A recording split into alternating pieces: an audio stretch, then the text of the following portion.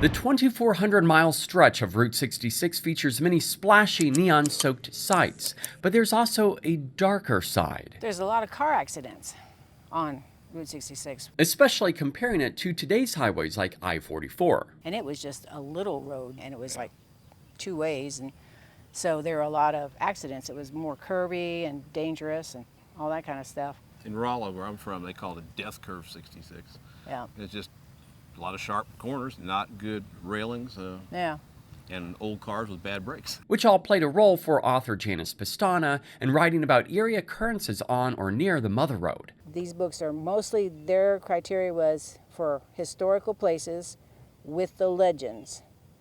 It did not have to be up to me to prove them or disprove them. And if we were there, I could put in like our experiences, but I couldn't get like technical. But it's just for the legends, basically, of the ghosts.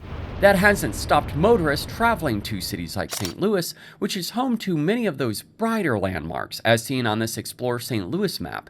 But just a few minutes off the historic highway lies another ominous stop for visitors. And this is kind of our last day in town, and I thought it'd be kind of fun if we just kind of drove these guys around and sight saw a bit and looked at a lot of different kind of significant houses and locations in St. Louis. And so we found ourselves here. Which is the Lemp Mansion, a landmark these two families picked to see after another trip inspired them. We were in New Orleans in the spring, and we're very much interested in sort of supernatural stuff, my daughter, and we did a ghost tour down there. We thought maybe we'd do a ghost tour here, but in lieu of that, we kind of wanted to see some architecturally significant neighborhoods, but also some that might have some ghost-related stuff too. And so this was our first stop on our little on our little driving tour. So we definitely wanted to check it out. Some spooky stuff. That has everybody on board, mostly. I like spooky stuff except for the doctor.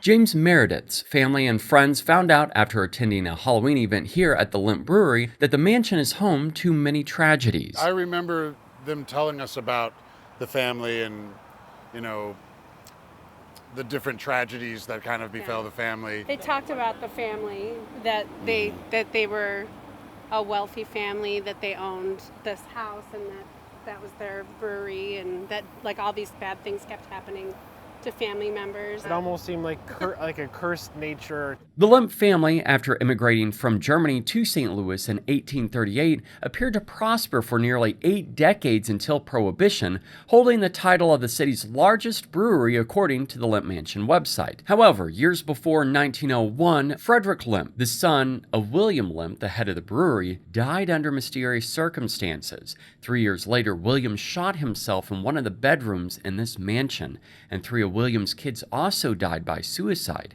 2 within these walls. But this seems like it has more like the family was cursed, and so things kept happening to them over and over again. We asked if the Meredith and Burden families felt like this home, from the outside, looks haunted by its history. A little bit. If you look at it for a while, it kind of does. We thought the one at the corner looked more there's one around the spooky. corner here that has kind of more haunted mansion vibe from the outside. But don't expect to see them lingering here much after sunset. And as comfortable as this is now, I don't know how I'd want to be here if it was dark. At night, no. I don't know. I don't know if I'd want to be hanging out. Right. No, I say like during the day it doesn't look quite as scary, but you know, if I think about turn of the century, gas lamps, dark, it definitely would probably have a much different vibe going on. Sure, then. spookier.